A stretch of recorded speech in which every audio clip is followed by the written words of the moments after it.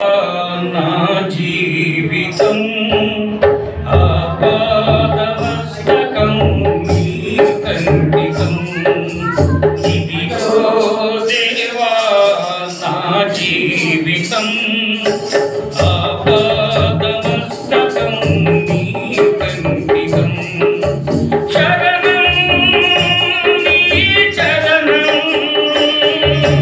శరణం నీ చరణం శరణం నీ చరణం శరణం నీ చరణం ఇదిగో దేవా నా జీవితం ఆపాదమస్తకం నీ కంటికం ఇదిగో దేవా నా జీవితం ఆపాదమస్తకం నీ కంటికం.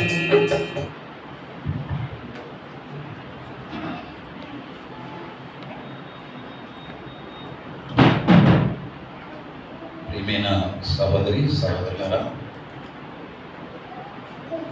ఈ మాసంలో ఈ ప్రత్యేకమైన దినములో వేదంచర్లలో స్థానిక సంఘం ద్వారా జరుగుతున్న ఈ ప్రత్యేకమైన కోరికలను బట్టి ప్రభువుకు స్తోత్రములు. దేవుని వాక్యము వినడానికి సహవాసం చేయడానికి వచ్చిన దైవ సేవకులకు పెద్దలకు బాధ్యత గల వారందరికీ నేను ప్రభు పేరిట నా ప్రేమ వందనాలు తెలియజేస్తున్నాను. ప్రార్థన పూర్వకంగా సెలవు తీసుకున్నాను. క్రొత్త నిబంధన గ్రంథంలో యోహాను సువార్త 11వ అధ్యాయంలో నుండి కొన్ని వచనాలు నేను చదువుతాను. యోహాను సువార్త 11వ అధ్యాయం.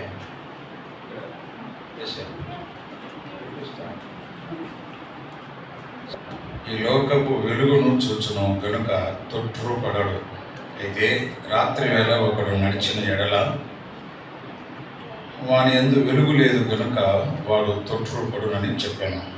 ఆయన ఈ మాటలు చెప్పిన తర్వాత మన స్నేహితుడైన లాజరు నిద్రించుచున్నాడు, అతని మేలుకొలుప వెళ్ళుచున్నానని వారితో చెప్పగా శిష్యులు, ప్రభువా, అతడు నిద్రించినలో బాగుపడునని యేసు అతని మరణమును గూర్చి ఆ మాట చెప్పాను. కానీ వారు ఆయన నిద్ర విశ్రాంతిని గూర్చి చెప్పాను అనుకుని, కావున యేసు లాజరు చనిపోయాను, మీరు నమ్మునట్లు నేను అక్కడ ఉండలేదని మీ నిమిత్తం సంతోషించుచున్నాను. అయినను అతని యొద్దకు మనం వెళ్ళుదాము రండని స్పష్టంగా వారితో చెప్పాను. అందుకు దిదుమ అనబడిన తోమ ఆయనతో కూడా చనిపోవటకు మనమును వెళ్ళుదామని తన తోడి శిష్యులతో చెప్పాను. దేవుని ఆత్మ సహాయం కొరకై చిన్నమైన ప్రార్థన. కరుణా సంపన్నుడైన మా ప్రియమైన తండ్రి, మా రక్షకుడైన క్రీస్తు యేసు నామమున స్తోత్రములు చెల్లిస్తున్నాము. బేతంచెర్ల పట్టణంలో చుట్టుప్రక్కల అనేక స్థలాల్లో మీరు ఏర్పరిచిన స్థానిక సంఘాలలో నిలిచి పనిచేస్తున్న బాధ్యత గల పెద్దలు మీ దాసులను బట్టి మీకు స్తోత్రములు. ఈ దినం ప్రత్యేకంగా కూడిక ఏర్పాటు చేయగా ఇంతవరకు మీరు జరిగించినందుకై మీకు స్తోత్రములు. మరికొద్ది నిమిషాలు మీ వాక్యము కొరకై మేము వేచి ఉన్నాం. మీ ఆత్మ సహాయం, ఆత్మ నడుపుదలకు, ఆత్మ ప్రేరేపణకు అప్పగించుకుంటున్నాం. వేల సంవత్సరాల క్రిందట వ్రాయబడిన మాటలు చదువుకున్నాం. ధ్యానములో మీ ఆత్మ ద్వారా నడిపించి మా అందరికీ మేలు చేయమని మీ దాసుని బలపరచమని మా ప్రభు అయిన క్రీస్తు యేసు నామమున స్తోత్రములు చెల్లించి వేడుకొనుచున్నాము తండ్రి, ఆమేన్. ప్రియమైన సహోదరి సహోదరులారా, యోహాను సువార్త 11వ అధ్యాయం అనగానే అందరికీ బాగా పరిచయమైన అధ్యాయము. చనిపోయిన లాజరును లేపిన వివరాలు గల అధ్యాయం ఈ 11వ అధ్యాయం. 12వ అధ్యాయంలో మృతులలో నుండి లేపిన లాజరు ఉన్న బేతనియకు పస్కా పండుగకు వచ్చాడు. రాగా ఆ ఇంటిలో ఆయనకు విందు ఏర్పాటు చేశారు. 11వ అధ్యాయంలో లాజరు మరణం, భయంకరమైన రోదన, కన్నీళ్ళు. 12వ అధ్యాయంలో లాజరును లేపినందున సంతోషానికి గుర్తుగా వారు విందు ఏర్పాటు చేశారు. ఇక్కడ సంతోషాన్ని మనం గమనిస్తాం. ఈ సువార్తలో 13, 14, 15, 16 యోహాను సువార్త 13, 14, 15, 16 ఈ 4 అధ్యాయాలు ప్రభు శిలువకు వెళ్ళక ముందు శిష్యులతో గడిపిన వివరాలు ఈ 4 అధ్యాయాల్లో ఉన్నాయి. ప్రభు శిలువకు వెళ్ళక ముందు తన శిష్యులు 12 గడిపిన వివరాలు ఈ 4, 13, 14, 15, 16. ఇక 17వ అధ్యాయంలో యేసు ప్రభు తండ్రికి ప్రార్థన చేశాడు. పరలోకమందున్న మా తండ్రి, నీతి స్వరూపుడవగు మా తండ్రి, పరిశుద్ధుడు అయిన తండ్రి అని ప్రార్థన చేశాడు. అది ప్రభు చేసిన ప్రార్థన. 18వ అధ్యాయంలో యోహాను సువార్త 18వ అధ్యాయంలో యేసు ప్రభువును ఆ మతనాయకులు బంధించి తీసుకొని వెళ్ళారు. బంట్రౌతులతో సైనికులతో వచ్చి ఆయనను తీసుకొని వెళ్ళారు. 18వ అధ్యాయంలో 19వ అధ్యాయంలో సిలువ వేసి ఆయనను చంపివేశారు, సమాధించబడ్డారు. యోహాను సువార్త 20వ అధ్యాయంలో ఆదివారం ఆయన పెందలకడని సమాధిలో నుండి లేచాడు. అది 20వ అధ్యాయంలో రాయబడింది. 21వ అధ్యాయంలో మరలా వారికి ప్రత్యక్షమై చేపలు పెట్టమన్నాడు. ఇంచుమించు 153 చేపలు, గొప్ప చేపలు పెట్టారు. అక్కడ అందరికంటే ముఖ్యముగా ప్రభు పేతురుతో సంభాషించిన సంభాషణ, నీవు నన్ను ప్రేమించుచున్నావా? ప్రేమిస్తున్నాను అన్నాడు. నా గొర్రెలను మేపు అన్నాడు. మరలా అడిగాడు, నా గొర్రెలను కాయు అన్నాడు. మరలా అన్నాడు, నా గొర్రెలను మేపు అన్నాడు. ప్రభువును ప్రేమించువారు ఆయన సంఘమందున్న విశ్వాసులే గొర్రెలు కదా, మేపాలి, కాయాలి. మేపాలి, కాయాలి. మేపాలంటే మంచి మేత, బలమైన మేత పెట్టాలి. గొర్రెలకు బలమైన మేత, మంచి మేత పెట్టి నేను మేపెదనని దేవుడే హెచ్కేల్ గ్రంథములో 34వ అధ్యాయంలో చెప్పాడు. మంచి మేత, బలమైన మేత, మంచి వర్తమానం, బలమైన వర్తమానం విశ్వాసులకు అందిస్తే కదలకుండా ఉంటాడు. మేపమన్నాడు, మేపినవాడు కాయాలి. కాయడానికి కర్ర పట్టుకొని కాయాలి. దొంగలు రాకుండా, తోడేళ్ళు రాకుండా గొర్రెలను కాపాడుకోవడానికి ప్రత్యేకమైన శ్రద్ధ, మేపడం, కాయడం. అవి ఆనాడు పేతురు కాలములో యేసు ప్రభు చెప్పాడు. దావీదు కాలములో దావీదు కూడా గొర్రెల యొద్ద ఉన్న దావీదు, గొర్రెలను మేపుచున్న దావీదు, గొర్రెలను కాయుచున్న దావీదు. ఎంత మంచి మాటలు అవి. మనకు 21వ అధ్యాయంలో యోహాను సువార్తలో పేతురుతో సంభాషించిన సంభాషణ వివరాలు కనబడుతున్నాయి. ఇక్కడ ఈ 11వ అధ్యాయంలో లాజరు, బేతనియా గ్రామమందు మరియా, మార్త వారి సహోదరుడు లాజరు, వీరు ముగ్గురు ప్రభువును ప్రేమించినవారు రోగి అయి చనిపోయారు. అప్పుడు ఆ స్థలమందు ప్రభు లేడు, వర్తమానం వెళ్ళింది. ఆ సందర్భంగా 15వ వచనం చూడండి. 15వ వచనంలో తన వద్ద ఉన్న శిష్యులతో ఆయన పలికిన మాట చూస్తారా? 14 కూడా చూడండి. కావున యేసు లాజరు చనిపోయేను, ఉండలేదని మీ నిమిత్తము సంతోషించుచున్నాను. ఆయన యుద్ధకు మనం వెళ్ళుదము రండి అన్న. ఎవరి యుద్ధకు? అదే ఎవరు? లాజరేలే. ఎవరు లాజరు? బ్రతికి ఉన్నాడా, చనిపోయాడా? చనిపోయిన లాజరు యొద్దకు మనం వెళ్ళుదాము రండి అని శిష్యులతో చెప్పాడు. చనిపోయిన లాజరు యొద్దకు మనం వెళ్ళుదాము రండి అని వారితో స్పష్టముగా చెప్పాను. అది 14-15 వచనాల్లో రాయబడింది. మార్కు సువార్తలో నుండి మరొక తలంపు ఇంచుమించుగా ఇలాంటి మాట పలికాడు, కానీ దాని భావం వేరు. మార్కు సువార్త 1వ అధ్యాయం 35లో అరణ్య ప్రదేశానికి వెళ్ళి పెందలకడనే లేచి అరణ్య ప్రదేశానికి వెళ్ళి ప్రార్థన చేశాడు, వచ్చాడు. 38 చూడండి, మార్కు 1:38. ఆయన ఇతర సమీప గ్రామములలోనూ నేను ప్రకటించున్నట్లు వెళ్ళుదము రండి. ఇక్కడ కూడా శిష్యులతో చెప్తున్నాడు. ఇక్కడేం చెప్తున్నాడు? యోహాను సువార్త 11వ అధ్యాయం 14-15 వచనాల్లో ఏమని చెప్పాడు? లాజరు చనిపోతే చనిపోయిన లాజరు యొద్దకు మనం వెళ్ళుదము రండి అన్నాడు. ఇక్కడ చనిపోయిన లాజరు కాదు, మరొక వ్యక్తి కాదు, ప్రార్థనలో గడిపాడు రక్షకుడు. మనము ఇతర సమీప గ్రామములలో ప్రకటించినట్లు వెళ్ళుదము రండి అని చెప్పాను. అసలు నేను వచ్చింది ఇందు నిమిత్తమే కదా బయలుదేరి వచ్చింది. సమీప గ్రామములలో ప్రకటించినట్లు వెళ్ళుదము రండి. ఈ మాట, ఒక్క మాట మనం తీసుకొని వెళ్దాం. మనం ఎందుకున్నాం? అసలు ఆయన ఎందుకు వచ్చాడో చెప్పాడు కదా, ఇందు నిమిత్తమే కదా నేను బయలుదేరి వచ్చి తిని. మరి మనం ఎందుకున్నాం? ఎందుకు పిలవబడ్డాం? ఎందుకు నియమించబడ్డాం? ఏం చేస్తున్నాం? సమీప గ్రామములలో ప్రకటించున్నట్లు వెళ్ళుదము రండి. ఆయన వెళ్ళాడండి, ఎన్నో గ్రామాలు తిరిగాడు. లూకా సువార్త 10వ అధ్యాయంలో తాను వెళ్ళబోయే ప్రతి ఊరికి తనకంటే ముందుగా ఇద్దరిని పంపాడు. అలా 70 మందిని పంపాడు. 70 మందిని పంపాడు. గ్రామానికి 2 చొప్పున. అంటే ఎన్ని గ్రామాలు? 35 గ్రామాలు తిరిగాడా రక్షకుడు? 35 గ్రామాలు తిరిగాడు. తనకంటే ముందుగా ఇద్దరిని గ్రామానికి 2 చొప్పున పంపగా 70 మందిని 35 గ్రామాలు తిరిగాడు. గ్రామాలలో సువార్త ప్రకటించున్నట్లు వెళ్ళుదము రండి.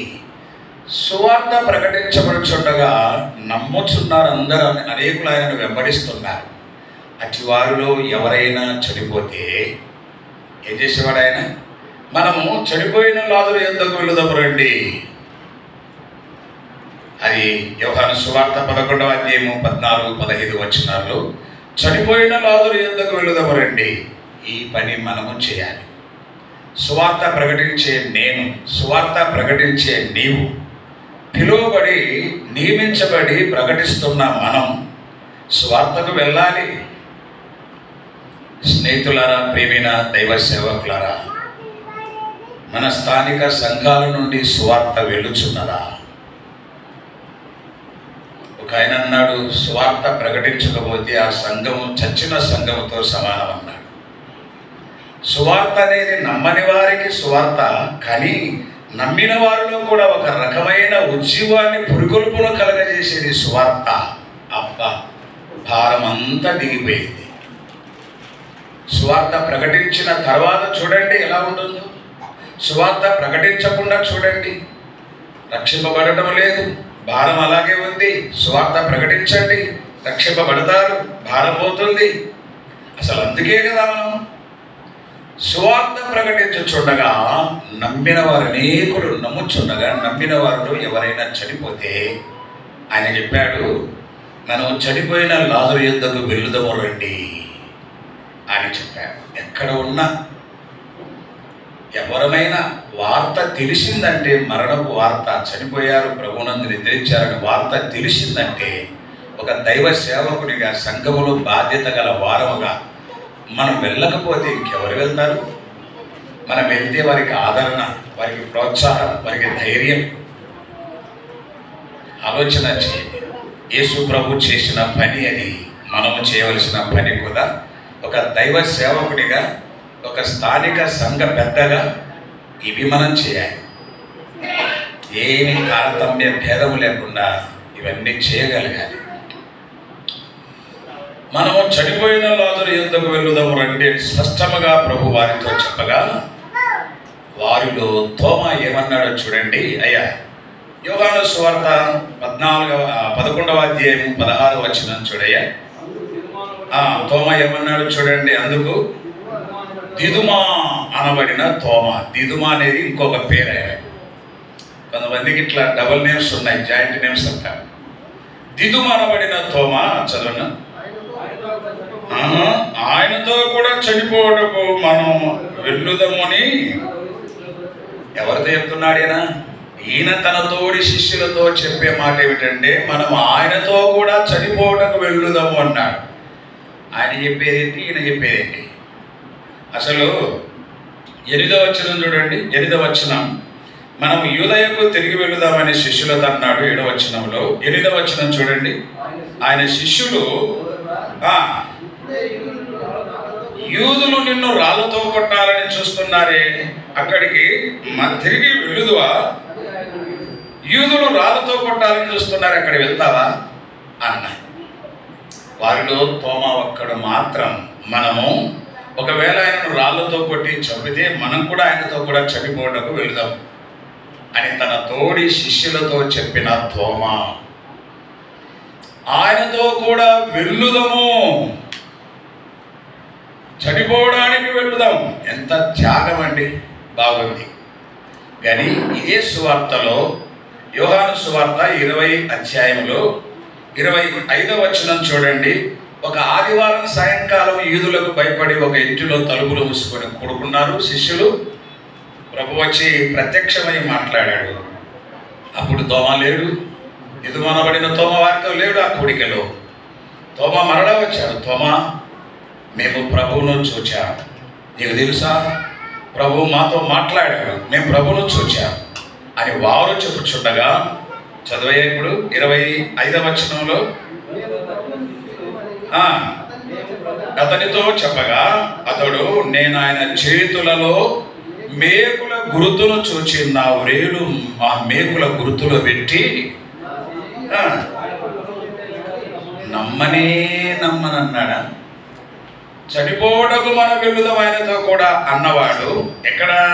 యోహాను సువార్త 11వ అధ్యాయం 16వ వచనంలో మనం ఆయనతో కూడా చనిపోవడకు వెళ్ళుదామని తన తోడి శిష్యులతో చెప్పిన తోమా ఇక్కడ ఏమంటున్నాడు? నేను ఇంతలోనే ఇంత అపనమ్మికన, అవిశ్వాసమా? అయ్యా సహోదరులారా, ఒక సేవలో ఉంటూ సంఘములో నాయకులుగా ఎన్నిసార్లు ఇట్లాంటి అపనమ్మిక, అవిశ్వాసం కలిగి ఉన్నా నేను నమ్మను అన్నాడు. ప్రభు మరలా అతన్ని మనస్సుకి ప్రత్యక్షమయ్యాడు, మాట్లాడాడు, అంత జరిగిపోయింది. ఈయన ఏం చేశాడంటే ఈ తోమా పేపర్ తిప్పండి 28వ వచనం చూడయ్యా. అందుకు తోమా ఆయనతో నా ప్రభువా. అంతవరకు ప్రభువా అన్న తోమా ఇప్పుడు నా దేవా. ఎంత పశ్చాత్తాపం, ఎంత భక్తిహీనత ఏర్పడిందో. నేను నమ్మనని చెప్పి ఎంత భక్తిహీనత ఏర్పడిందో, పశ్చాత్తాపము కనబడుతుంది తోమాలో. అది నా ప్రభువా, నా దేవ, నా జీవితానికి ప్రభువు నీవే నా దేవుడవు అని అంగీకరించాడు, పశ్చాత్తాపడ్డాడు, ఒప్పుకున్నాడు. ఏనండి, యేసు ప్రభు చనిపోయి సమాధి చేయబడి తిరిగి లేచి పరలోకానికి వెళ్ళిన తర్వాత తోమా మన భారతదేశానికి మద్రాసు నగరానికి వచ్చి సువార్త ప్రకటించాడు. అక్కడ ప్రభు కొరకై హతసాక్షి అయిపోయాడు, ప్రభు కొరకై చంపబడ్డాడు. ఇంకా తోమా సమాధి నేటికి మద్రాసులో ఉంది అని అంటున్నారు. తోమా తాను బయలుదేరి భారతదేశానికి వచ్చేసరికి భారతదేశంలో ఒక సముద్రపు ఒడ్డున సాయంకాల సంధ్యావందనం అంటారే హిందువులు, ఆ సంధ్యావందనానికై బ్రాహ్మణులు వెళ్ళి సముద్రంలో ఉన్న నీళ్లు తీసుకొని పైకి చల్లుతున్నారు. ఇది ఎప్పుడు ఎరగడు కదా, తోమకు తెలియదు కదా ఇవి ఏం చేస్తున్నారు అని అడిగాను. మేము సంధ్యావందనం చేస్తున్నాం. మరి ఎవరికి? పలానా ఆయన. మరి కనబడ్డాడా, మాట్లాడా? లేదు, జవాబు లేదు. నేను చేస్తాను, మీరు చూడండి అని చెప్పి దోసిని నీళ్ళలో పెట్టగానే పిండిలో దోసిలి నిండా పిండి తీస్తే పిండి గుంత ఏర్పడినట్లు నీళ్లు గుంత ఏర్పడాలి. నేను నీళ్లు పైకి చల్లితే ఆ నీళ్లు మధ్యలో నిలబడాలి. అప్పుడు నా యేసు ప్రభు నేను ప్రకటించి యేసు ప్రభు దేవుడని మీరు నమ్ముతారా? ఒకవేళ మీరా చేయండి, ఆ నీళ్లు దోషులతో తీస్తే గుంత ఏర్పడడం, నీళ్లు చల్లితే పైన నిలబడడం చేయండి, మీ దేవుడు నేను నమ్ముతా. ఇలాంటి సవాలుతో కూడిన మాట చెప్పి ఆ బ్రాహ్మణులందరినీ కూడా ప్రభువై మళ్ళించున్నాడని చరిత్ర. ఎంత ఆశ్చర్యం చూడండి. ఇలాగ అనేకులకు మద్రాసులో సువార్త ప్రకటించి చివరికి ప్రభు కొరకు హతసాక్షి అయిపోయాడు. మధ్యలో బలహీనత ఏర్పడింది. తోమా నేను నమ్మను అన్నాడు. పిలువబడిన వాడే కదా, నియమించబడిన వాడే కదా, పంపబడిన వాడే కదా, పిలువబడిన వాడే, నియమించబడిన వాడే, పంపబడిన వాడే, ఎందుకు నేను నమ్మనన్నాడు. ఈ బలహీనత ఉన్న బలహీనతను ఎప్పుడైతే పశ్చాత్తాపడి ఒప్పుకున్నాడో, నా ప్రభువా నా దేవా, ఈ రెండు మాటలలో తమ యొక్క పశ్చాత్తాపం కనబడుతుంది. మారిపోయాడండి. ప్రియమైన తమ్ముడు అన్న, మన జీవితాల్లో బలహీనతలు, మనిషి తప్పులు చేయడం మానవ నైజం. ఆ చేసిన తప్పును పశ్చాత్తాపడి తోమా వలె ఒప్పుకోవడం అనేది దైవిక లక్షణం, అది ఆత్మీయుల లక్షణం. అది తప్పులోనే ఉండి తప్పులు లేవంటే మరొక తప్పది. ఉన్న తప్పును మనం గ్రహించి తోమా వలె నా దేవా నా ప్రభువా నా దేవా. ఇదే మాట లూకా సువార్త 22వ అధ్యాయంలో పేతురు విషయంలో కూడా జరిగింది. చూడండి 22వ అధ్యాయం, లూకా సువార్త 22వ అధ్యాయంలో నుండి మీకు మరొక వచనాన్ని నేను జ్ఞాపకం చేస్తాను. 22వ అధ్యాయం 33వ వచనం చూడయ్యా. ప్రభువా నీతో కూడా చెరలోనికి మరణమునకును వెళ్ళుటకు సిద్ధముగా ఉన్నామని ఆయనతో చెప్పాను. పేతురు కూడా ఇది చెప్తున్నాడా? శిష్యులు చూడండి, దగ్గరున్నప్పుడు ప్రాణం ఇస్తామంటారు, దగ్గర లేకపోతే ఎరగనంటారు. మందిరంలో ఉన్నంత భక్తి ఆత్మీయత బయట కనబడదు. దగ్గరుంటే ప్రాణమైన ఇస్తామని కొరకు అంటాడు. పేతురైనా, తోమా అయినా, మీరైనా, నేనైనా. ఆయన లేడు అనుకోండి, సహవాసములు లేవనుకోండి, ఏం చేస్తాం? ఇట్లనే ఏమంటున్నాడు? నీతో కూడా చనిపోవడానికి మేము సిద్ధముగా ఉన్నాము అని ఆయనతో అనగా, చదివే 34 ఆయన పేతురు నీవు నన్ను ఎరుగవు అని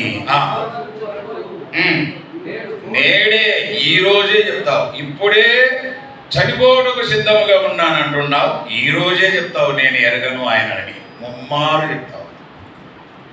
ఇలాంటి పేతురు మత్తయి సువార్త 26వ అధ్యాయంలో ఆ కోడి కూసిన వెంటనే ప్రభువు చెప్పిన మాటలు, కోడి కూయక మునిపే నీవు నన్ను ఎరగవని అందువని చెప్పిన మాటలు గుర్తు చేసుకున్నాడు. అయ్యా వెలుపలికి వెళ్ళి సంతాపపడి ఏడ్చిన పేతురండి. అది మత్తయి సువార్త 26వ అధ్యాయంలో చెప్పబడింది. వెలుపలికి వెళ్ళి సంతాపపడి ఏడ్చాడండి. ఏడ్చినందుకే, ఆ సంతాప పడినందుకే, ఏడ్చినందుకే, పశ్చాత్తాప పడినందుకే పునరుత్థానుడైన తర్వాత ప్రభు యెరూషలేములో సువార్త ప్రకటించి 3000 మంది రక్షించబడ్డారు. 2:41 4:4లో 5000 మంది పురుషులు రక్షించబడ్డారు. యెరూషలేము సంఘములో ఇలాంటి ఒకప్పుడు ఇంత బలహీనత కలిగిన పేతురు యెరూషలేము సంఘములో ఒక స్తంభములాగా ఎంచబడ్డాడు. మీరు గలతీ పత్రిక 2వ అధ్యాయం 9వ వచనం చెప్పాడు. కేఫా, యాకోబు, కేఫా, యోహాను వీరు ముగ్గురు స్తంభములుగా ఎంచబడిరి. యెరూషలేము సంఘములో స్తంభాలు వీరు ముగ్గురు. అందులో కేఫా అంటే పేతురు. పేతురు కూడా స్తంభము వంటివాడు. అంటే పేతురు లేకపోతే సంఘము లేదు. పేతురు లేకపోతే సంఘము లేదు. ఈ మందిరానికి ఈ బీమ్స్, పిల్లర్స్ లేకపోతే నిలబడతారే, కుప్పగోలిపోతా. ఈ బీమ్స్, దాని వైపున సైడ్లకు పిల్లర్స్, ఆ స్తంభాలు నిలబెట్టాయండి. స్తంభాలు ఎంత ప్రాముఖ్యమో కట్టబడే మందిరాలకు, స్థానిక సంఘానికి. ప్రియమైన అయ్యా,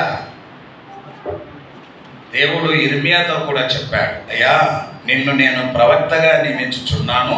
1వ అధ్యాయంలో ఇశ్రాయేలులకు ఇనుప స్తంభముగా నేను నిలబెట్టి ఉన్నానని, ఇనుప స్తంభముగా దేవుడు ఇర్మియా ప్రవక్త నియమించాడు.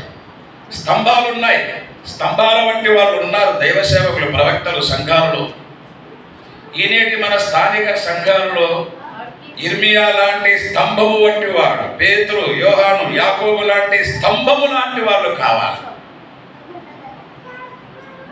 అది మనం గమనించాలని నేను జ్ఞాపకం చేస్తున్నాను. పశ్చాత్తాపం అనేది పేతురులో కూడా ఎంత మార్పు కలిగింది, ఎంత గొప్ప పని చేయగలిగాడండి.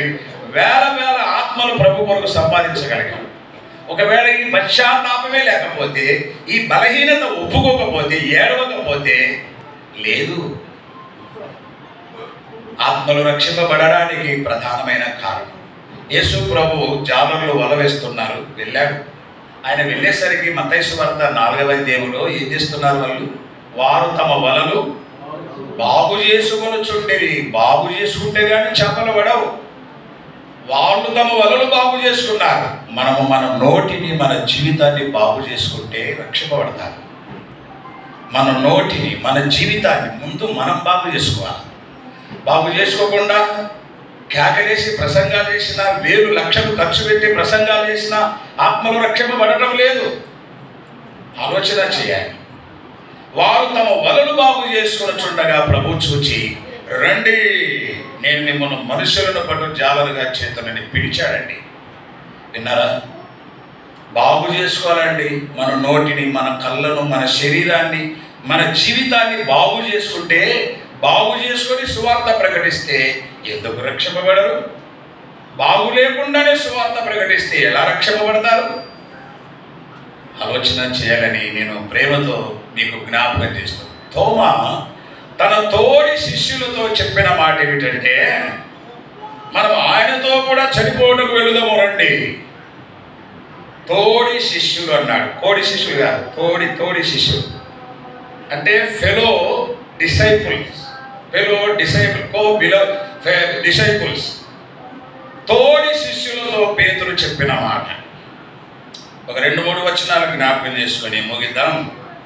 చూడండి, ఫిలిప్పీలకు రాసిన పత్రికలో పౌలు ఏం చెప్తున్నాడో చూడండి. అక్కడ తోమా తోడి శిష్యులతో ఈ మాట చెప్పాడు, మనం ఆయనతో కూడా చనిపోవటకు వెళుదామని.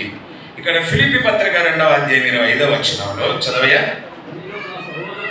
ఇప్పుడు ప్రస్తుతం ఈ పత్రిక రాసడానికి పౌలు చెరసాలలో ఉన్నాడు. ఈ పత్రిక చదివితే అర్థమవుతాయి. నా బంధకములు క్రీస్తు నిమిత్తమే అన్నాడు 13వ వచనంలో. ఎలాగనగా నా బంధకములు, నన్ను అరెస్ట్ చేశారు, సంఖ్యలు వేశారు, ఈ నా సంఖ్యలు క్రీస్తు నిమిత్తమే. My chains are in Christ. చేతులకు సంఖ్యలు వేయబడి సువార్త చెప్తుంటే జైల్లో వేశారు. ఆ జైల్లోనే ఉండి సువార్త పత్రిక రాశాడండి. అందుకే దీన్ని చెరసాల పత్రికలు అంటారు. చూడండి 25వ వచనం. నా సహోదరుడును, నా జతపనివాడును, నా తోడి యోధుడు అన్నాడు. ఎవరైనా చదవండి. నా తోడి యోధుడును, ఉపచరించిన వాడునైనా ఎపప్రదితు నా తోడి యోధుడు అన్నాడు. తోడి యోధుడు అన్నాడు. యోధుడు అంటే మీరు యోధుడంటే అన్న సంఖ్యాకాండములో 32వ అధ్యాయం 27వ వచనం చూడండి. సంఖ్యాకాండం యోధుడు అంటే వివరణ ఎట్లా ఇచ్చాడో చూడండి. దేవుని ఆత్మ 32వ అధ్యాయం 27వ వచనం అయ్యా.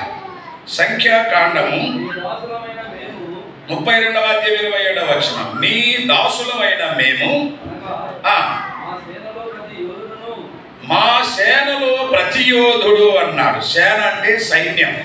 సైన్యములో ఉండేది ప్రతివాడు కూడా యోధుడేనా అమ్మా? అయ్యా, ఆ ఇశ్రాయేలు అరణ్యమందు ఉన్నప్పుడే మా సేనలో నీ ప్రతివాడు కూడా యోధుడు. చదవయ్యా. యెహోవా సన్నిధిని యుద్ధము చేయటకు యోర్దాను అవతలకి వెళ్ళుదామని. యోధులు ఎక్కడికి వెళ్ళాలి? ఎక్కడున్నారు యోధులు? సైన్యములో ఉన్నారు. సైన్యములో సేన లేదా సేనలో ఉండే ప్రతివాడు కూడా యోధుడే. యోధులు కాకుండా సైన్యానికి రా, ఏ అర్హత లేకుండా. అసలు మీరు మిలిటరీకి వెళ్ళాలంటే ఎన్ని పరీక్షలు చేస్తారు? అన్ని పరీక్షలు చేసి అన్నిటిలో పాస్ అయితేనే మిలిటరీకి నియమిస్తారు. ఒక్కడి కూడా ఫెయిల్ అయినా వెనకోపుతారు. సేనలోని ప్రతివాడు కూడా యోధుడే. ఈ యోధుడు యుద్ధానికి వెళ్ళాలి. యోధుడు ఏం చేయాలి? యుద్ధానికి వెళ్ళేవాడు. పౌలు యుద్ధానికి వెళ్ళేవాడు. యుద్ధం మనుషులతో కాదు. సువార్త అనేది ఒక యుద్ధముతో పోల్చబడింది. ఫిలిప్పి 1:27. సువార్త అనేది ఒక పోరాటము అన్నాడు, ఒక ఫైటింగ్. స్వార్థ అయితే అంత ఈజీగా మనల్ని అనుమతించడం లేదు. తిట్టేవారు, కొట్టేవారు, ఎలాగో ఒకలాగా చెప్పాలని ప్రభు వాళ్ళేమో అనుమతించరు. దూషిస్తారు, కొడతారు, చంపుతున్నారు, జైలు పెడుతున్నారు. ఒక సువార్త అనేది ఒక యుద్ధంతో పోల్చబడింది. ఈనాడు స్థానిక సంఘములో విశ్వాసులందరూ కూడా క్రీస్తు యేసు యొక్క మంచి సైనికులని తిమోతి 2వ పత్రిక 2:3లో చెప్పాడు. ప్రతి విశ్వాసి కూడా ఒక సైనికుడు, ఒక యోధుడు. యుద్ధానికి వెళ్ళే యోధుడు, ఇంటి దగ్గర కూర్చుండే యోధుడు కాదు. యుద్ధ సమయమున వసంతకాలమున దావీదు ఎక్కడున్నాడు? అందరు యుద్ధానికి వెళ్ళి ఎక్కడున్నాడు? ఏం చేశాడు? వసంతకాలమున మిద్దె మీద తిరుగుతూ చూడరాని దృశ్యం చూసి పాపం చేసి ఎంత ఇదైపోయాడు చూడండి. అది యుద్ధానికి వెళ్ళే సమయం. యుద్ధానికి వెళ్ళవలసిన వాడు యుద్ధానికి వెళ్ళకపోవడం ఒక తప్పు. రెండవది ఏం చేశాడు? చేయరాని పాపం చేశాడండి. యోధుడు ఏం చేస్తాడంటే సైన్యములో చేర్చుకున్న ప్రతి వ్యక్తి కూడా యోధుడు, యుద్ధానికి వెళ్ళడానికి సిద్ధంగా ఉన్నవాడు అని చెప్పాడు. పౌలు సువార్తకు వెళితే పౌలుతో కూడా సువార్తకు వెళ్ళే వాళ్ళు ఉన్నారు. అందుకే నా తోడి యోధుడు అన్నాడు. ఫిలిప్పి సంఘము నుండి ఒక సహోదరుని ఎపఫ్రోదితును పంపారు. చెరసాలలో ఉన్న ఇది ఒక రకమైన సేవ. సేవ అంటే ఇది కూడా. నేను ఎంత కష్టపడుతున్నాను, ఎంత బాధపడుతున్నానో, నా అవసరమునకు మించి ఉపచరించిన వాడు నాయన ఎపఫ్రోదితు అని రాశాడు. అవసరానికి మించి ఉపచారం చేసిన వాడు. ఎంత కావాలా అంతకంటే ఎక్కువగా ఉపచారం చేసిన వాడు ఎపఫ్రోదితు. అందుకే నా తోడి యోధుడు అన్నాడు. అసలు ఆ పరిచయం చేస్తుండగా చావడానికి సిద్ధమయ్యాడు. ప్రాణాన్ని కూడా లెక్క చేయలే. సువార్త కొరకు లెక్క చేయని వాళ్ళు, పరిచర్య కొరకు లెక్క చేయని వాళ్ళు, ప్రాణాన్ని లెక్క చేయని వాళ్ళు యోధులు అండి, సైనికులు. యుద్ధానికి వెళ్ళేవాడు ప్రాణానికి లెక్క చేయకుండా వెళ్తాడు యుద్ధానికి. నా తోడి యోధుడు అన్నాడు. మీరు చూసారా? మనకు ఫిలెమోనుకు రాసిన పత్రికలో కూడా ఇంచుమించు ఇదే మాట కనబడుతుంది. 27వ వచనం చూడండి. ఒకే అధ్యాయం ఉన్నది, 27వ వచనం. ఫిలెమోనుకు రాసిన పత్రిక 1వ అధ్యాయము 27వ వచనం చూడండి. 20 చదవండి. ఫిలిప్పి పత్రికలో మనం చదివాం కదా.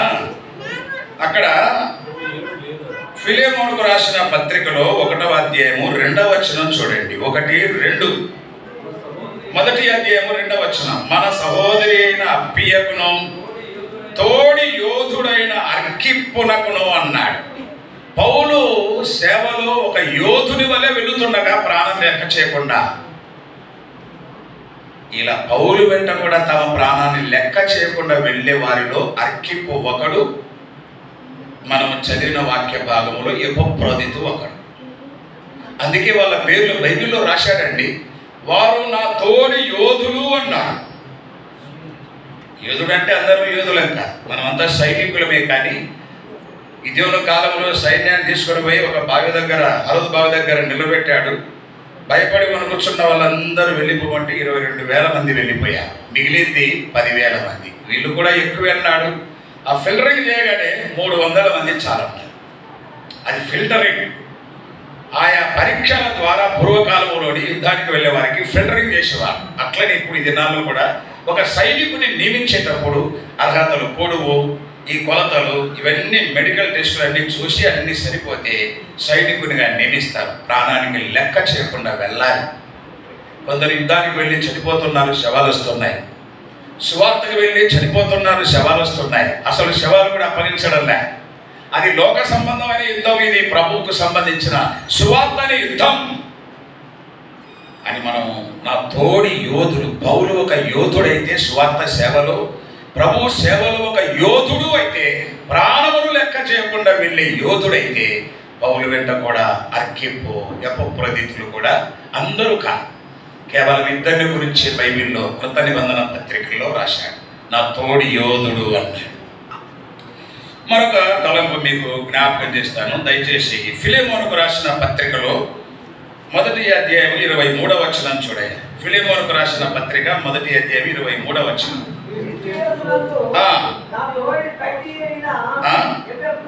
ఎపఫ్రా క్రీస్తు యేసునందు, చదవండి మరలా, క్రీస్తు యేసునందు తోడి ఖైదీ, ఎ ఫెలో ప్రిజనర్.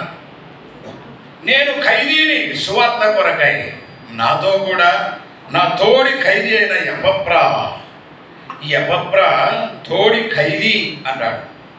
వీళ్ళు మాత్రమే కాదు, రోమీయులకు రాసిన పత్రిక చూడండి 16వ అధ్యాయము 7వ వచనంలో ఇద్దరు బ్రదర్స్ ఉన్నారు ఇక్కడ.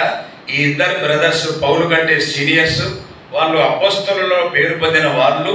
వాళ్ళని గురించి రోమ పత్రిక 16వ అధ్యాయము 7వ వచనమయ్యా. నా తోడి ఖైదీలు అన్నాడు. చదవండి. ఆంద్రోనికు అంటారు ఇంగ్లీష్లో, ఆండ్రోనికస్. ఆంద్రోనికు యూనియా జూనియర్స్ అంటారు. వీళ్ళిద్దరిని గురించి పౌలు ఏం రాస్తాడంటే, చదవనా, ఆంద్రోనికును యూనియాకును వందనములు. వీరు అపోస్తలులలో ప్రసిద్ధి చెందిన వాళ్ళండి. వీళ్ళు సామాన్యులు కాదు, అపోస్తలులలో ప్రసిద్ధి చెందిన వాళ్ళు వీళ్ళిద్దరు, ఆండ్రోనికస్ జూనియర్స్. అపోస్తలులలో ప్రసిద్ధి చెందిన వాళ్ళు సామాన్యమే. ఇలాంటి వాళ్ళు జైలులో వేయబడ్డారు. పౌలు కూడా ఇలాంటి పౌలు జైల్లో వేయబడ్డారండి. అందుకే ఈ ఆంద్రోనికస్ జూనియర్స్ను, ఆ తర్వాత ఎపఫ్రాను గురించి పౌలు చెప్పిన మాట నా తోడి ఖైదీ అన్నాడు. అంటే ప్రభు కొరకు జైల్లో పడ్డారా? సువార్త ప్రకటించుండగా జైల్లో పడి జైలు జీవితం అనుభవించారా? ఏమయ్యా, ఏనాడైనా మన సేవలో ఇవి ఎదుర్కొంటున్నామా? మనల్ని ఎవరైనా ఇట్లా ఈ దినాలు సువార్త వెళితే వద్దంటే వద్దంట, లేకపోతే పొమ్మంటారు అంటే మనల్ని పట్టి బంధించి జైల్లో వేసేవాళ్ళు మన ప్రాంతంలో చాలా తక్కువ. చూడండి, ఆ దినాల్లో పట్టి బంధించి కొట్టి జైలులో వేసిన, జైలు కూడా వెళ్ళడానికి సిద్ధపడ్డవారు సేవ కొరకై. నా తోడి ఖైదీలు. ఒక ఆయన ఈ ఫిలెమోనుకు రాసిన పత్రిక, ఎఫెసీ పత్రిక, ఫిలిప్పీ పత్రిక, తర్వాత కొలస్సీలకు రాసిన పత్రిక, 4 పత్రికలు చెరసాల పత్రికలు అంటారు. ఆ పత్రికల్లో క్రీస్తు యేసు ఖైదీనైన నేనని పౌలు పరిచయం చేసుకుంటే, ఈయన ఎక్కడ ఖైదీ కాలే. ఆయన ఏం రాసుకుంటాడంటే పత్రిక అచ్చు వేసి క్రీస్తు యేసు ఖైదీని అని పేరు రాసుకుంటున్నాడు. ఎక్కడ పోలే, సువార్తకు వెళ్ళలే, సువార్త చెప్పలే, ఎక్కడ దెబ్బలు తినలే, జైల్లో పడలే. క్రీస్తు యేసు ఖైదీ. అపోస్తలులు అని పెట్టుకుంటున్నారు, ఖైదీలు అని పెట్టుకుంటున్నారు. కానీ అపోస్తలులకు తగిన జీవితాలు సేవ, ఖైదీకి తగిన జీవితాలు సేవ కనబడడం లేదు. నా తోడి ఖైదీలు అన్నాడు. చివరిగా ఇంకొక మాట మీకు జ్ఞాపకం చేసి ముగిస్తాను. కొలస్సీలకు రాసిన పత్రికలో నుండి, కొలస్సీలకు రాసిన పత్రిక 1వ అధ్యాయము 7వ వచనం చూడయ్యా. 7వ వచనం. ఎపఫ్రా అను మా ప్రియుడైన తోడి దాసుడు అన్నాడు. తోడి శిష్యులు అక్కడ ప్రారంభమైంది చూడండి. తోడి శిష్యులు అంటే శిష్యులు ఏం చేస్తారు? వినాలి. వారు ప్రభు దగ్గర వినాలి, నేర్చుకోవాలా, నేర్చుకున్నవి విన్నవి తీసుకొని వెళ్ళి చెప్పాలా. అక్కడ ప్రారంభమైంది. తోడి శిష్యులు అన్నాడు, తోడి యోధుడు అన్నాడు, తోడి ఖైదీ అన్నాడు, ఇక్కడ తోడి దాసుడు అన్నాడు. మీరందరూ దేవుని దాసులే, నేను కూడా దేవుని దాసులే. మనమంతా, నేను చెప్పాలి నా తోడి దాసులైన మీరు చెప్పాలి మీ తోడి దాసులైన నేనని చెప్పాలి. తోడి దాసులం అండి. దీన్ని ఏమంటారంటే ఫెలో సర్వెంట్స్ అంటారు. ఫెలో సర్వెంట్స్, కో సర్వెంట్స్. తోడి దాసులు, నా తోడి దాసులు. ఈయన ఎట్లా తోడి దాసుడే అంటే 1వ అధ్యాయంలో 7వ వచనంలో, మీరు ఈ సంగతులను నేర్చుకుంటిరి, నా తోడి దాసుని వలన మీరు ఈ సంగతులను సంఘానికి నేర్పినవాడయ్యా. సంఘానికి నేర్పినవాడు దాసుని పని.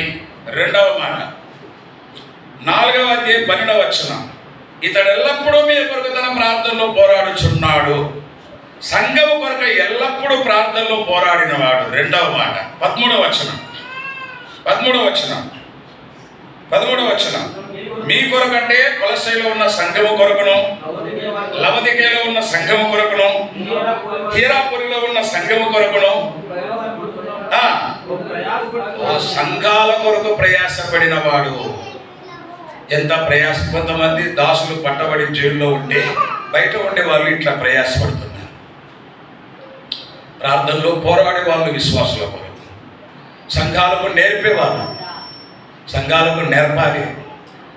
ఈ సంగతులను మా తోడి దాసుల వలన మీరు నేర్పినవాడు వారికి. సంగతులు, దేవుని వాక్యమును, దేవుని సంగతులు కొలసై సంఘములో ఉన్న విశ్వాసులకు ఎపఫ్రా నేర్పినవాడు. వారి కొరకై ప్రార్థనలో ఎప్పుడు పోరాడేవాడు. వారి కొరకు మాత్రమే కాదు, కొలసై, లవదికయ, హీరాపొలి సంఘముల కొరకు ప్రయాసపడుచున్నాడు. అందుకే మహా తోడి దాసుడు. ఒక దాసుడిగా ప్రియమైన తమ్ముడు అన్నా, ఒక దాసుడిగా ప్రియమైన అన్నా, ఈ విధంగా మనం మన సంఘాలకు నేర్పుతున్నామా దేవుని సంగతులు? ఈ విధంగా మన సంఘాలలో విశ్వాసుల కొరకై ప్రార్థనలో పోరాడుచున్నామా? ఈ విధంగా ఈ ఎపఫ్రావలే సంఘముల కొరకై ప్రయాసపడుచున్నామా? మా తోడి దాసుడు అన్నాడు. 2 వచనాలు మీకు జ్ఞాపకం చేస్తాను, చాలా ఉన్నాయి, పెద్ద సబ్జెక్టు. మత్తయి సువార్తలో 24వ అధ్యాయం 45వ వచనం, తర్వాత 49వ వచనం చూడండి. మత్తయి సువార్త 24వ అధ్యాయంలో ఒలివ కొండ మీద ఉన్నప్పుడు ప్రభు వారికి చెప్పిన సంగతులు చాలా ఉన్నాయి. అందులో ఒక మాట చూడండి, 24:45 అయ్యాయి. యజమానుడు తన ఇంటి వారికి తగిన వేళ అన్నం పెట్టవలనని చెప్పండి. వారి పైన, ఇంటి వారి పైన నియమించిన బుద్ధివంతుడైన యజమానుడు ఎక్కడున్నాడు? పరలోకంలో ఉన్నాడు. ఆయన ఇల్లు ఎక్కడుంది? భూలోకంలో సంఘం ఉంది. ఈ సంఘంలో పరలోకమందున్న యజమానుడు భూమి మీద ఉన్న తన సంఘానికి కొంతమందిని దాసులను నియమించాడు. ఎందుకు నియమించాడు? అక్కడ రాబడి ఉన్నాడు. ఎందుకు నియమించాడు? అక్కడే ఉన్నది, తగిన వేళ అన్నం పెట్టడానికి నియమించాడు. తగిన వేళ అన్నం పెట్టడానికి నియమించగా, అన్నం పెట్టడానికి నియమిస్తే వీళ్ళేం చేస్తున్నారు? 49 చూడండి, క్రింద 24:49. అన్నం పెట్టడానికి నియమించాడా? కొట్టమని నియమించాడా? అన్నం పెట్టండి, విశ్వాసులకు ఆహారం పెట్టండి, వాక్యం పెట్టండి, కొట్టొద్దు. ఎట్లా కొడుతున్నారు? ఒక ప్రవక్తను గురించి ఇర్మియా అన్నాడు, 18 ఇర్మియా గ్రంథంలో. ప్రవక్త వాక్యం చెప్పక మానడు, అతని మాట మనం వినకుండానట్లు 18 చూడండి, ఇర్మియా గ్రంథం 18:18. జనులు ఇర్మియా విషయమై యాజకుడు ధర్మశాస్త్రం వినిపించక మానడు, జ్ఞాని యోచన చేయక మానడు, ప్రవక్త వాక్యము చెప్పక మానడు. ఇర్మియాను దేవుడు ప్రవక్తగా నియమిస్తే వాక్యం చెప్పడానికి ప్రజలు ఏమంటున్నారు చూడండి, చదవయా. అతని మాటలలో ఏది మనం వినకుండా అతనిని మాటలతో కొడదాం. అన్నా, ప్రియమైన అమ్మ, అయ్యా, స్థానిక సంఘములో నిన్నెందుకు ఉంచాడు? నన్ను ఎందుకు ఉంచాడు? కొడుతున్నారు. కట్టెలతో కొట్టడం, రాళ్ళతో కొట్టడం తెలుసు, కానీ బైబిల్లో మాటలతో కొట్టేవాళ్ళ, మాటలతో కొట్టేవాళ్ళ, వాక్యం చెప్పేవారిని వాని మాటలలో ఏది వినబడకుండా వారిని మాటలతో కొట్టుదము రండి. కొడుతున్నారు. పెట్టడానికి పెట్టాడు ప్రభు. అన్నం పెట్టండి అని పెడితే, నియమిస్తే అన్నం పెట్టవలసిన వాడు కొట్ట మొదలు పెట్టాను. ఎవరిని? అక్కడే తన తోడి దాసులను తోడి దాసులను. ఆయన దాసుడే, ఈయన దాసుడే. ఇద్దరు సేవకులు కలుసుకున్నారంటే ఎలా ఉన్నారన్నా, వందనాలు, బాగున్నారా, సేవ ఎట్లా ఉంది, వందనాలు చెప్పుకుంటారు, వీధి ఇవ్వగానే ఏమేమో మాట్లాడుతున్నారు. సేవకులను గురించి సేవకులే ప్రసంగం చేస్తే దాన్ని కూడా కౌంటర్ వేస్తారు, విమర్శలు చేస్తారు. ప్రసంగాలు విమర్శలు చేస్తారు, కౌంటర్ వేస్తారు. ఎట్లా రక్షింపబడతారు? ఎలాగూ ప్రభు మాటలు వింటారు ప్రజలు? ఆలోచన చేయండి. వాడు వాక్యము చెప్పకుండా వారిని మాటలతో కొట్టే విశ్వాసులు ఉన్నారా? ఈ దినాల్లో మందిరానికి రాకపోవడం, ప్రజలు ఎంత అల్లాడిపోతున్నారు విశ్వాసులు సంఘాలలో. వాక్యము లేదని ఎంత అల్లాడిపోతున్నావు. వింటే విను, లేకపోతే లేదు. నేను చెప్పేది ఇంతే. ప్రియమైన అన్న తమ్ముడు, ఆలోచన చేయండి. యజమానుడు పరలోకమందు ఉన్నాడు. కొలసే 4 మనకు పరలోకమందు యజమానుడు ఉన్నాడు. ఆ యజమానుడు తన ఇల్లు భూలోకమందు సంఘం తన ఇంటి వారికి తగిన వేళ అన్నం పెట్టడానికి నియమిస్తే, అన్నం పెట్టమంటే కొడతారా? ఇంకొస్తారా? మాటలతో ఎంత బాధిస్తున్నారు, ఎంత వేధిస్తున్నారు. సహవాసానికి రాకుండా మానుకునే విశ్వాసులు ఎంతమంది. దాసుని పని అన్నమే పెట్టాలి, ఎదురు చెప్పకూడదు. తీతు 2:9 పొమ్మంటే పోవాలి, రమ్మంటే ఎవరన్నారు? శతాధిపతి యేసుదూత అన్నాడు. నా కింద సైనికులు ఉన్నారు, దాసులు. ఒకడు పొమ్మంటే పోవును, రమ్మంటే వచ్చును. పొమ్మంటే పోవాలి, రమ్మంటే రావాలి, ఎదురు చెప్పకూడదు. దాసుని పని. దాసుడు అంటే అది నన్ను బాండ్ స్లేవ్ అంటారు. బాండ్ స్లేవ్ అంటే ఒక బానిస అన్నమాట. ఒక బానిస లాంటి వాడు. యజమానుడు ఇంటికి వెళితే, బయటికి వెళితే ఇంటికి వచ్చేసరికి పరిగెత్తుకొని వెళ్ళి దాసుడు వంగి చెప్పులు ఇప్పాలి. అది దాసుని పని. యోహానదే బాప్తిస్మం ఇచ్చి యోహానదే చెప్పారు, నేను వంగి ఆయన చెప్పుల వారు ఇప్పటికైనను యోగ్యుడు కాను. చెప్పుల వారు ఇప్పేవాడు దాసుడు. వంగాలి. ఆలోచన చేయండి. తోడి దాసులు. దాసుని పని ఏమిటి? దాసుని పని ఏమిటండి? ఎదురు చెప్పకూడదు, పొమ్మంటే పోవాలి, రమ్మంటే రావాలి. దాసుని పని ప్రయాసపడాలి, పోరాడాలి, పని చేయాలా. అవసరమైతే కళ్ళ నీళ్లు పెట్టాలి సంఘాల కొరకు.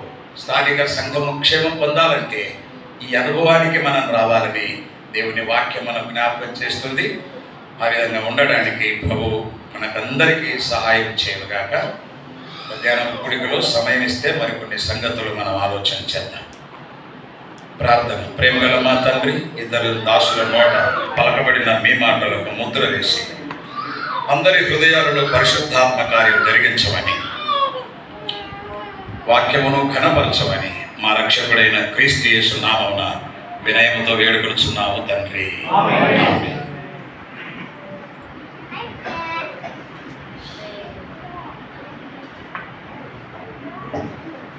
కొంత ఆలస్యమైన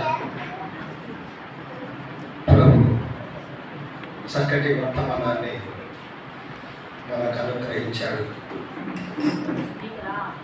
అయినను అతని యొద్దకు మన విరుద్ధము రండి అని స్పష్టంగా వారితో చెప్పారు. ఇతర సమీప గ్రామములను ప్రకటించినప్పుడు విరుద్ధము రండి. ఆ సేవ, ఆ పరిచర్య ఎలా చేయాలో, ఏ విధంగా మనం ముందుకు సాగాలో దేవుడు తన దాసుని బలపరిచి చక్కటి వర్తమానాన్ని మనకు అందించి ఉంటుండగా ఈ మాటలు మన మనసులలో ఉంచుకుంటూ నెమరు వేసుకుంటూ ముందుకు సాగవలసిన వారమై ఉంటున్నామని తెలియజేస్తున్నాము. వాక్యం అందించిన 2 దైవజనులకు స్థానిక సంఘం తరఫున చేరి వచ్చిన మనందరి తరఫున ప్రేమ వందనాలు తెలియజేస్తూ ఈ మొదటి సెషన్ను ముగిస్తున్నాము. తదుపరి భోజనమైన తర్వాత 3 గంటలకు మనమందరం ఇలాగ చేరి వచ్చినట్లయితే 2 దేవుని దాసుల ద్వారా మరి ఒక వర్తమానాలను మనం విందాం. దయచేసి ఈ సమయాన్ని మనమందరము సద్వినియోగము చేసుకుందాం. ఈ దినాలు నందికొట్టు నుంచి వచ్చినటువంటి యోహాన్ గారు, అలాగే కోటపాడు స్థానిక సంఘ దేవుని సేవకులు వి దేవదాస్ గారు ఇద్దరు ప్రార్థన చేసి ఈ మొదటి సెషన్ను ముగిస్తారు. దయచేసి రండి. ప్రార్థన చేసుకుందాం. ప్రేమ నమ్మకము గల మా ప్రియ పరలోకపు తండ్రి, కరుణా సంపన్నుడా, స్తుతులకు పాత్రుడా, స్తోత్రారుడా, పూజారుడా అయిన మా గొప్ప దేవ, మీ కుమారుడైన క్రీస్తు యేసు శ్రేష్ఠ నామమున మీ యొక్క సన్నిధానమునకు మీ కూర్చొని మీ యొక్క జ్ఞాన సంభాషణ మా ప్రియ పరలోకపు తండ్రి యేసు ప్రభువా, పరిశుద్ధుడా, సర్వాధికారి, సర్వోన్నతుడా, మీ పాదములకు వేలాది స్తోత్రాలు నాయన.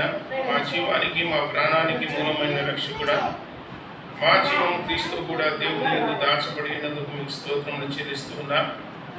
ప్రత్యేకించి వేదించెల్ల పట్టణంలో విశ్వా క్రిస్టియన్ అసెంబ్లీ ప్రార్థన మందిరంలో మీ దాసుడు జయక్రే గారిని ఆయన ఇలాగ ప్రభా సేవకులను ఆహ్వానించి ఇలాగ ప్రభా చివరి దినాల్లో, అంత్య దినాల్లో, అపాయకరమైన కాలాల్లో మీ కుమారుడైన యేసుక్రీస్తు వారి రాజ్య సువార్త ప్రకటింపబడడానికి, సేవకులను ప్రికొల్పడానికి, జీవింపజేయడానికి ఈ సదస్సు ఏర్పాటు చేయగా మీకు స్తోత్రములు చెల్లిస్తున్నా.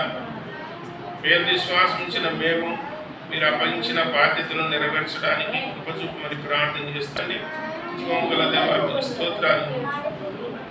మీ కాపుదల, మీ భద్రత మాతో ఉంచి మహిమ పొందుదురని అన్ని విధాలుగా సహాయం చేదురని ప్రియ రక్షకుడైన యేసుక్రీస్తు వారి సర్వశక్తి గల జీవము గల నామమున స్తోత్రములు చెల్లించి బతిమాలి వేడుకొనుచున్నాము తండ్రి.